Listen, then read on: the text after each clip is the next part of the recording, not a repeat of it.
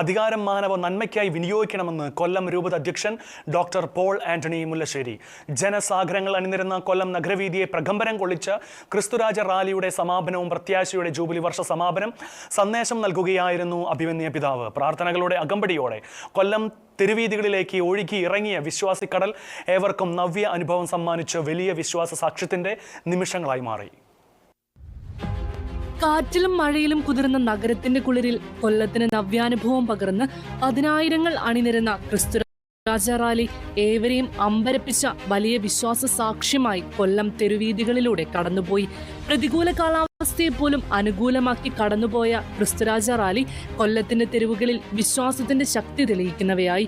വിശ്വാസികളുടെ ചെറുനദികൾ ഒരുമിച്ച് ഒരു കടലായി മാറുന്ന കാഴ്ചയാണ് കൊല്ലം പിന്നീട് കണ്ടത്. കൊല്ലം നഗരം അക്ഷരാർത്ഥത്തിൽ പ്രാർത്ഥനകളുടെ അലയൊലിയിൽ മുങ്ങി. രൂപതയിലെ വിശ്വാസി സമൂഹം ഒരു മനമോടെ തങ്ങളുടെ ഏക രാജാവായ രാജാതിരാജനായ ക്രിസ്തുരാജനെ ജയവിളികളോടെ നഗരവീഥിയിലൂടെ ആനയിക്കുന്ന അവർണ്ണനീയ കാഴ്ചകൾ.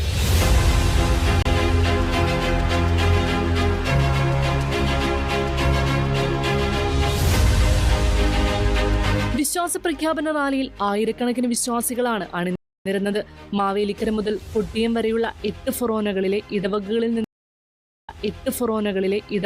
നിന്നും എത്തിച്ചേർന്ന വിശ്വാസികൾ പ്രാർത്ഥനയും ക്രിസ്തുരാജ സ്തുതികളും ഉയർത്തിയും റാലിയിൽ അണിനിരന്നു. സെന്റ് അലോഷ്യസ് സ്കൂളിൽ നിന്നും ആരംഭിച്ച rally saint Joseph convent girls സ്കൂളിൽ സമാപിച്ചു.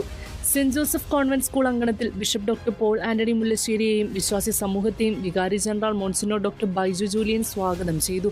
കൊല്ലം രൂപത നയിക്കുന്ന ക്രിസ്തുരാജ റാലി വലിയൊരു വിശ്വാസ സാക്ഷ്യമാണെന്നും വിശ്വാസ സത്യങ്ങൾ മുറുകെ പിടിച്ചുകൊണ്ട് ഒരു ജനത കൊല്ലം നഗരത്തിലൂടെ വലിയ വിശ്വാസ സാക്ഷ്യം ഒരുക്കുകയാണെന്നും വികാരി ജനറൽ പങ്കുവച്ചു. ജൂബിലി വർഷത്തിൽ ഇടവകകളിൽ പ്രയാണം നടത്തി തിരികെ എത്തിയ ക്രിസ്തുവിന്റെ വിശുദ്ധ കുരിശിന്റെ തിരുശേഷിപ്പ് വികാരി ജനറൽ മോൺസിനോർ ബൈജു ജൂലിയന് കൈമാറിക്കൊണ്ട് രൂപതാധ്യക്ഷൻ ഡോക്ടർ പോൾ ആന്റണി മുല്ലശ്ശേരി ഉദ്ഘാടനം ചെയ്തു. തുടർന്ന് ബിഷപ്പ് ഡോക്ടർ പോൾ ആന്റണി മുല്ലശ്ശേരി വചനപ്രഘോഷണം നടത്തി.